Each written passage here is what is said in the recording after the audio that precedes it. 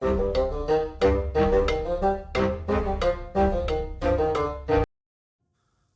and welcome to the Critically Clueless.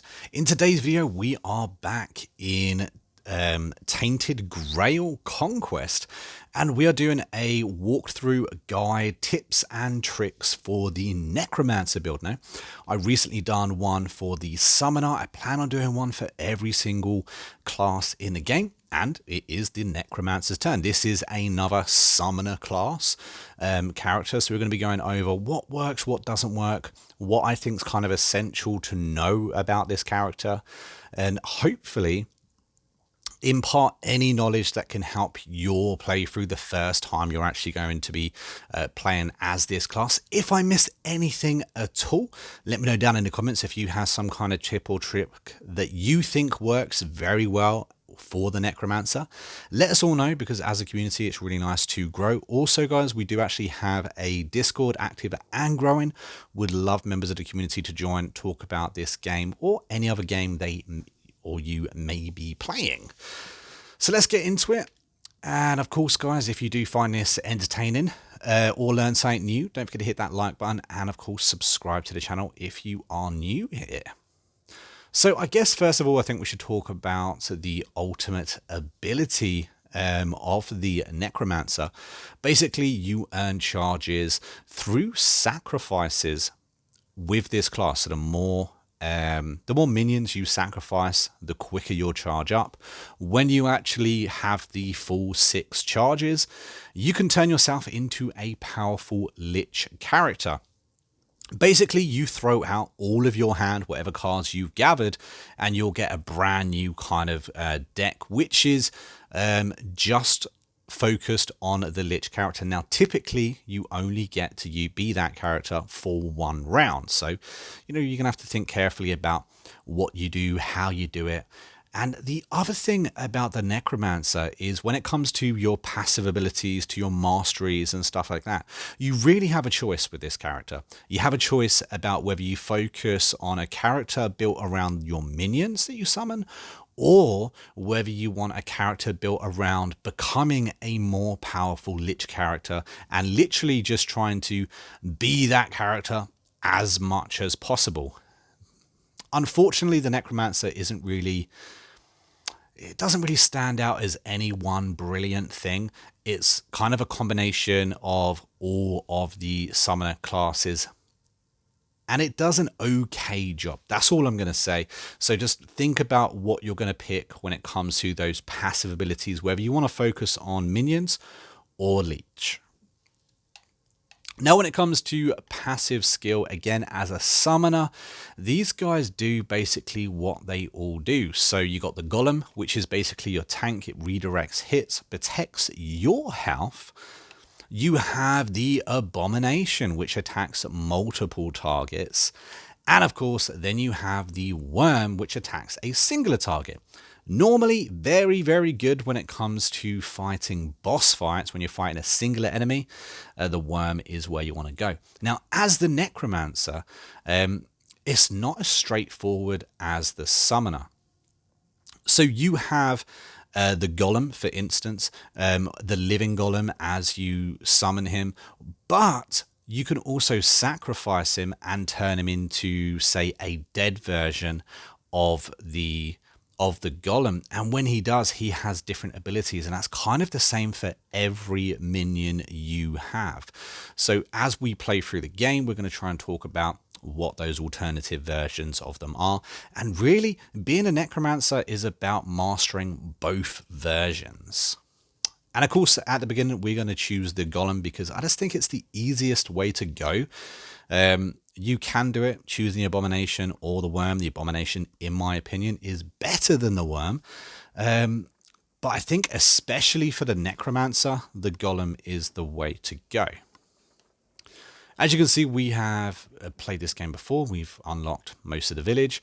And of course, we do actually have the option in the Lost Soul to summon a wolf. Now, summoning a wolf as the Necromancer, just don't bother. It's going to be a complete waste. Don't waste your time. So I'm going to buy a really quick quest card. Could get more health, but I think the quest card is probably the right way to go here. So what have we got? We've got Pride, which will give us Proud Excalibur. And then we've got Wrath. I think we're going to go for Pride on this occasion. I don't know if we're actually going to use it, but we're going to go for Pride on this occasion. And now let's pop out. Hopefully, I'll be able to show you everything I need to show you. Hopefully this video is not going to be too long. Obviously, with the Necromancer build, there's a lot to go over.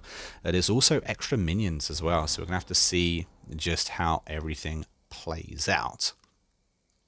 So as you see, we already have our Golem out, and he's going to be our basic tank while he is alive, and he's going to be redirecting attacks. He's also armor is incredibly important for this guy, because obviously the more armor your Golem has, the more hits he's going to be able to redirect. So if you do end up having any cards which gives him or boosts armor on him, make sure you use that.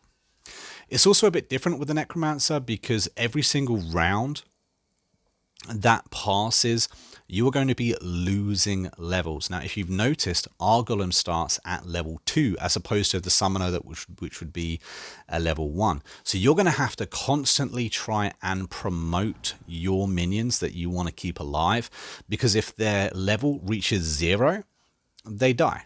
It's as simple as that.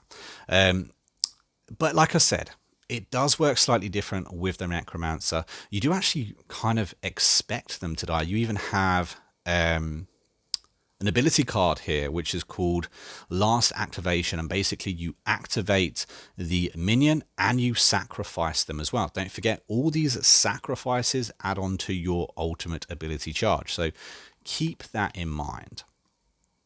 We should also talk about the Fae. The Fae is a character which is extremely important to the Necromancer build.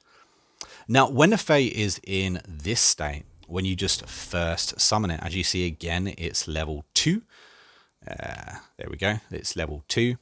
And so when we end our turn, it will drop down to level 1. But while it is alive and in this form, it will heal you. If you look above its head, it has a 4 heal, so it will heal me for every turn, which is really important. Having a Fae and a Golem, meaning you have a Golem to redirect attacks and the Fae to heal you, is so overpowered. Also, while it's in this form, it will promote a random minion. It can promote itself, it can promote the Golem.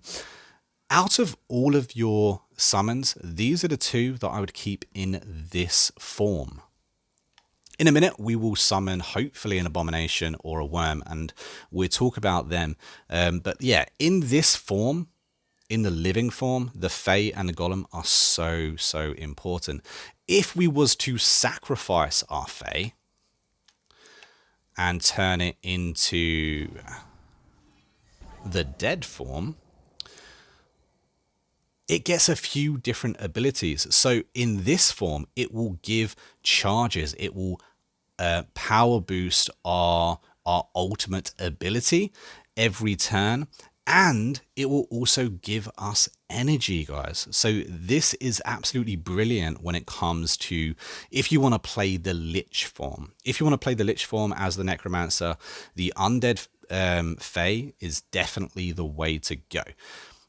When it comes to the Necromancer, though, it's important to remember that you kind of need to activate it when you've got a lot of cards and when you have got a lot of energy. So keep that in mind. Hopefully we'll be able to show you that a little bit later in this video. Anyway, let's activate the Fae and we end our turn.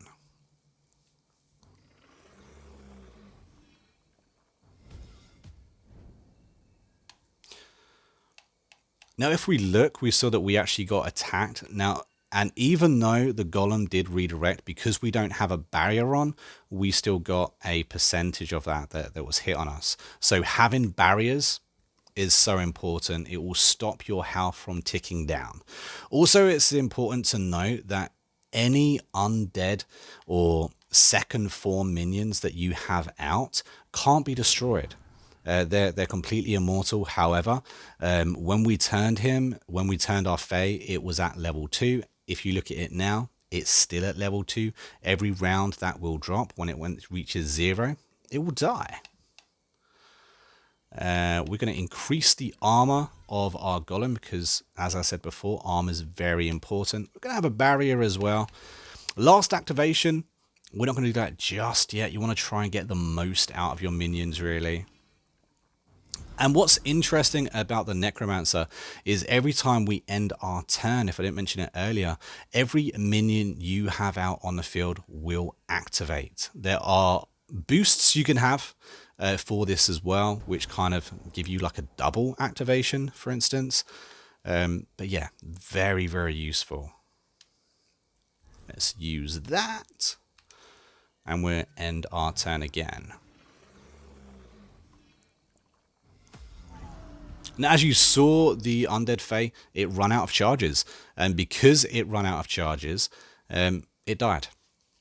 But if we look, we can actually transform into our Lich form because we got the ultimate.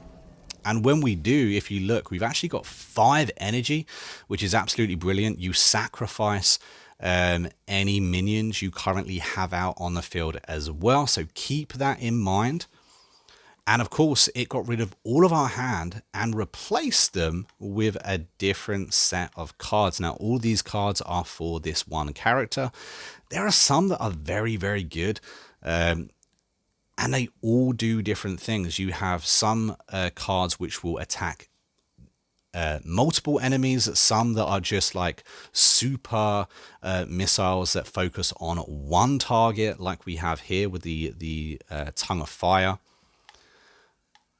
And so it's really important to kind of look through the cards and play to whatever you need. So for instance, if I play Tongue of Fire right now, it's only going to focus on one enemy, whereas there's 2 enemies. So there would have been a card that was a little bit better for that. It's also important to note that this only lasts for 1 round, guys. After this round's over, that's it. Lich form is done, and you will revert back into your standard form. And as we don't have a golem anymore, I think it's a good idea to target a golem again. That they're very, very helpful. And we got on our Abomination out as well. Now, what I normally do when I have the a damage dealing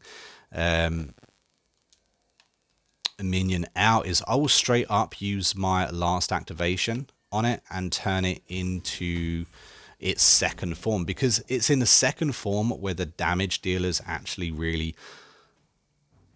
do better. When it comes to abominations as well, the longer it's in the second form, the more damage it will end up dealing. So ideally, what you want to do is actually level it up as much as possible before you turn it into that second form. Let's quickly get this battle over and done, and then hopefully get into another battle, see how things turn out there. And we got ourselves a little level up. We get to choose a new card. Now, when it comes to choosing, like I said, there's going to be... I'm not going to go into what's the best card to choose and why, because this game is massively RNG. Really depends how many times you've played the Necromancer as well. It depends on what cards you've actually got. But given this, I think that sacrificing a minion, you're going to be doing an awful lot, will stun all enemies. Stunning enemies in this game can be really, really useful. So Blinding Burst could be a really good one, but summoning an Abomination at level 4, remembering that the higher level for us, the better. That means we can straight up sacrifice that into its second form, meaning it will have 4 turns in that second form at least. Don't forget, in that second form, it cannot be destroyed as well. And the longer it's in that second form attacking, the stronger it will get. Unfortunately, with the Necromancer build, it's very hard to get characters to actually have that high attack, unfortunately. Unlike the Summoner build, where you can literally just straight up turn a minion to level 50 given the time. You don't really have that ability as the Necromancer. The minions that you have out on the field, they're there for a very short period of time, so you want to get the most out of them you can. So turn 1, unfortunately, we don't have a minion to summon, which is slightly problematic. We're going to go ahead and promote. That way we have him for a longer period of time. Of course, we're going to get a barrier. Remember, barriers are very important. In fact, you really want a barrier on every character, because every time these minions are hit, that's going to take out of your life pool. So barriers as a Necromancer is so much more important than when you was the Summoner. Although it was still important, as the Necromancer, I feel that it's literally doubled down on. You need your barriers. Which is why in that last one I picked the passive ability where all of my minions get an automatic barrier. There we go. See, he starts with that 30 barrier. Very important. He's also level 4, as we see. We've still got a point left, so I'm going to bring out a Fae as well. That starts at level 2. And we're going to use last activation straight away on the Abomination. And now he's basically, essentially, immortal for 4 turns.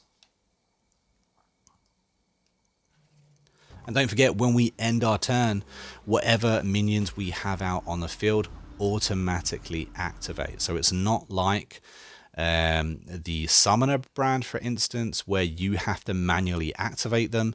In the Necromancer build, they always activate at the end of every turn. So having multiple Abominations, unlike the other build, this is actually really beneficial. And you can see the damage difference between the living version and the second form. The second form's obviously a lot bigger. Next turn, it's going to get even more so as well. Also, it's important to note that as the living form, the damage is related to the level. So the higher the level, the higher the damage, but not by much, guys. Seriously, it's very low figures as the Necromancer. And that's why I feel the Necromancer playthrough can be a little bit tedious, because the battles are a lot longer. We're going to do what we did with the last Abomination as well. Turn that straight into its second form. Honestly, the Fae and the Golem, having both of them out is brilliant. The Fae really helps boost up the Golem, or it will boost up itself. It also gives us health, which is brilliant. It means we'll never really be out of health while we're running Faes.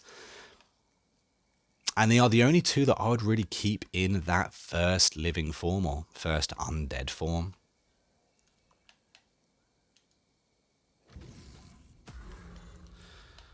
Have a little barrier. And we're not going to use the last activation this time. Straight up just end our turn.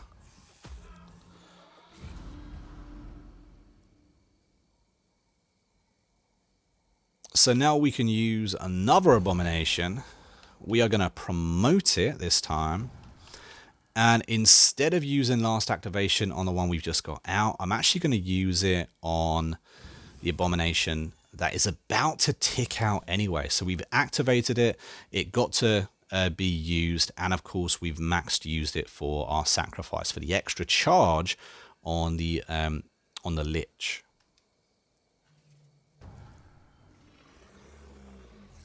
Now, something that hasn't actually happened yet in this one is when the AI kill your minions, you will get a resurrected ghoul. There we go. It literally happened as I said it. But it basically means that you've always got extra minions to kind of put out. So the more you bring out onto that field, the more chance that they're going to kill you. If they kill your minions, you're going to be getting the ghouls to put out anyway. So it's actually never really been easier to have minions out as a Necromancer. You're probably always going to have your maxed out field as the Necromancer.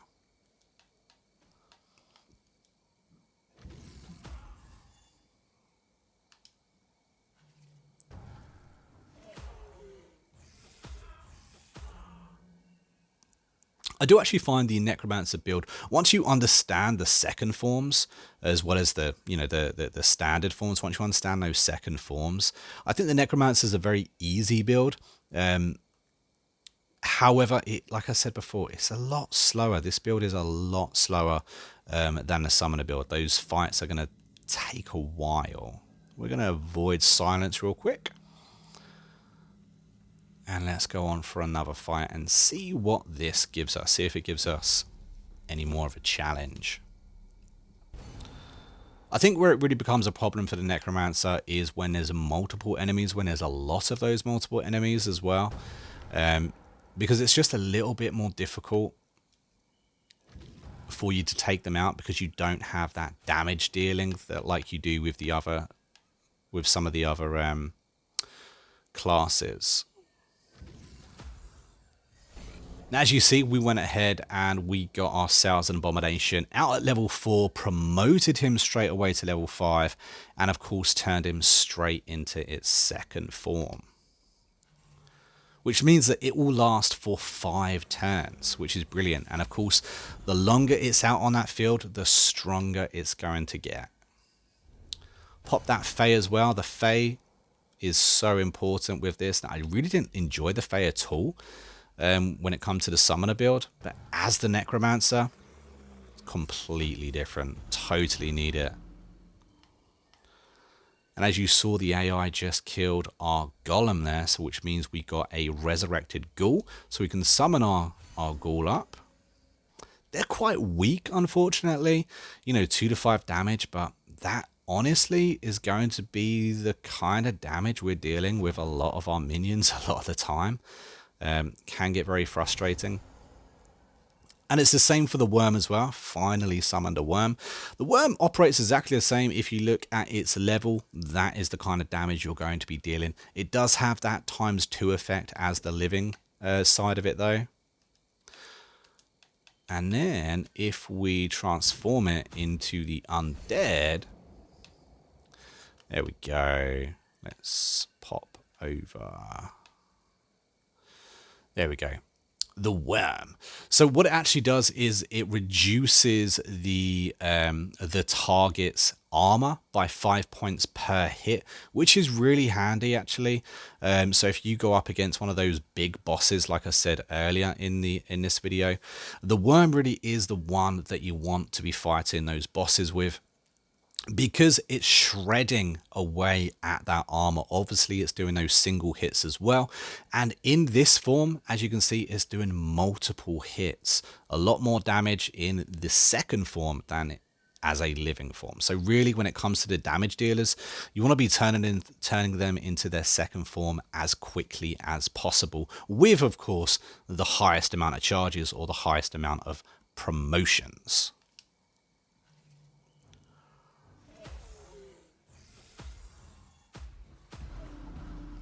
There we go. Nice and easy.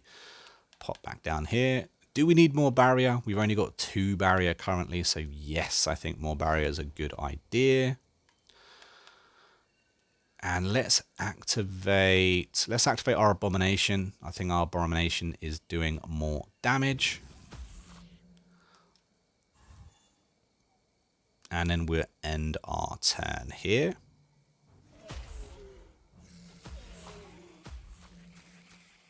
And boom, we're done. Very easy, very simple. Let's try and do one more fight. Hey, we got to level up again as well. So this is a really good one as well. Again, think about the way you're playing. So me personally, I like to focus more on the minion side more than the Lich side. Minion, I'm going to be doing a lot of sacrificing anyway, and I want to be leveling up my health, and having those phases obviously help. But having cards like this, sacrifice a minion, heal yourself, you're going to be sacrificing a lot of minions. You're going to have a lot of minions. This also counts for those ghouls as well. So when you get those kind of, naff little ghouls out, this is what you can use that on, and it works really well. However, I also really like stun ability. Stunning your enemy, I think in almost any class, is so helpful because it gives you that extra turn, that extra chance. So I'm going to go for immobilization here.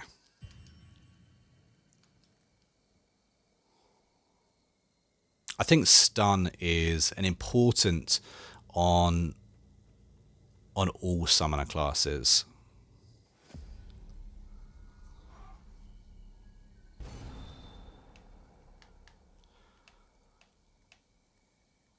Oh, we got it. We got it first all. So let's go for, I would go for the Abomination level 4 because that's very overpowered. Love the fact that we got that card so early on in this run. Pop the barriers on, and of course then we're straight up turn that Abomination into its second form. Skip our go. And as you see, every round that we have this Abomination, it's just getting stronger and stronger. Pop that Fae in.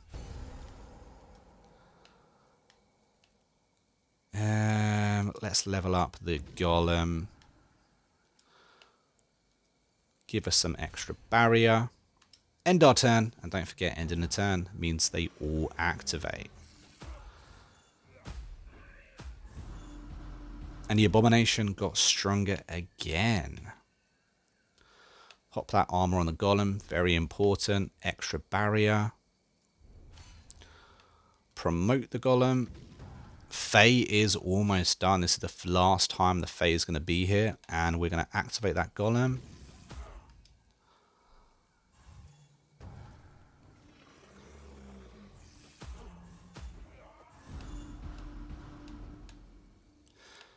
And let's activate the Abomination. Because if we look, the Abomination's on its final charge, and now it's dealing 16 to 24 damage.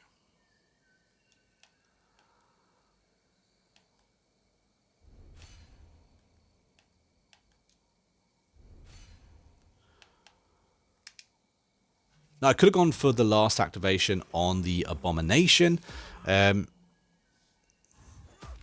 but it doesn't really matter too much. We do get the Resurrected Ghoul, which is quite cool. You can also use the last activation on the ghouls as well. It doesn't have to be on your minions. And just like that, we won.